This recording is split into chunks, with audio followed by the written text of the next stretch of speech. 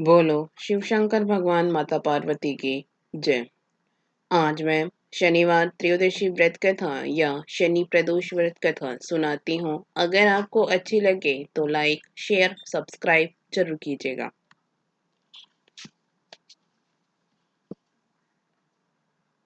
गर्गाचार्य जी ने कहा, हे महामते, आपने शिव शंकर प्रसन्नता हेतु समस्त प्रदोष व्रतों का वर्णन किया। अब हम शनि प्रदोष विधि सुनने की इच्छा रखते हैं, सो कृपा करके सुनाइए। तब सूत जी बोले, हे ऋषि, निश्चयात्मक रूप से आपका शिव पार्वती के चरणों में अत्यंत प्रेम है। मैं आपको शनि त्रयोदशी के व्रत की विधि बतलाता हूँ, सो ध्यान से सुनो। पुरातन कथा है कि एक निर्धन ब्राह्मण की स्त्री दरिद्रता से दुखी हो शांडिल्य ऋषि के पास जाकर बोली, हे महामुनि, मैं अत्यंत दुखी हूँ, तुम निवारण का उपाय बताइए। मेरे दोनों पुत्र आपकी शरण में हैं। मेरे ज्येष्ठ पुत्र का नाम धर्म है, जो कि राजपुत्र है, और लघु पुत्र का नाम शुचि व्रत है। अतः हम दरिद्री हैं। आप ही हमारा उद्धार कर सकते हैं। इतनी बात सुन ऋषि ने शिव प्रदोष व्रत करने के लिए कहा। तीनों प्राणी प्रदोष व्रत करने लगे। कुछ समय पश्चात प्रदोष व्रत आया। अब तीनों ने व्रत का संकल्प लिया। छोटा लड़का, जिसका नाम शुचि व्रत था, एक तालाब पर स्नान करने को गया तो उसे मार्ग में स्वर्ण कलश धन से भरपूर मिला। उसको लेकर वह घर आया। प्रसन्न हो माता से कहा कि हे माँ, यह धन मार्ग से प्राप्त हुआ है। माता ने धन देखकर शिव महिमा का वर्णन किया।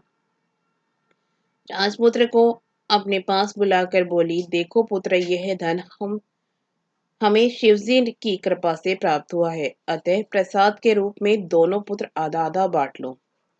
माता का वचन सुन राजपुत्र ने शिव पार्वती का ध्यान किया और बोला, पूज्य, यह धन आपके पुत्र का ही है।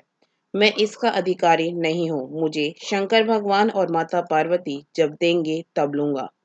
इतना कहकर वह राजपुत्र शंकर जी की पूजा में लग गया। एक दिन दोनों भाइयों का प्रदेश भ्रमण का विचार हुआ। वहां उन्होंने अनेक गंधर्व कन्याओं को क्रीड़ा करते हुए देखा। उन्हें देख सुचिव्रत ने कहा, भैया, आप हमें इससे आगे नहीं जाना है। इतना कह सुचिव्रत उसी स्थान पर बैठ गया। परंतु राजपुत्र अकेला ही स्त्रियों के बीच में जा पहुंचा।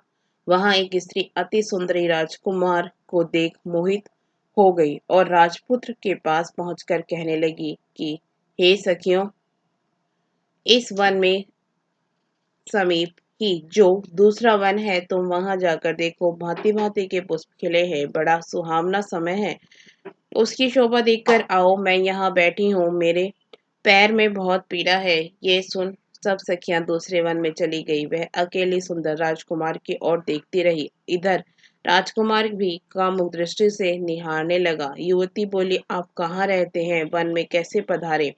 किस राजा के पुत्र है? क्या नाम है? राजकुमार बोला, मैं विदर्भ नरेश का पुत्र हूँ। आप अपना परिचय दे। युवती बोली, मैं विद्रविक नामक गंधर्व की पुत्री हूँ।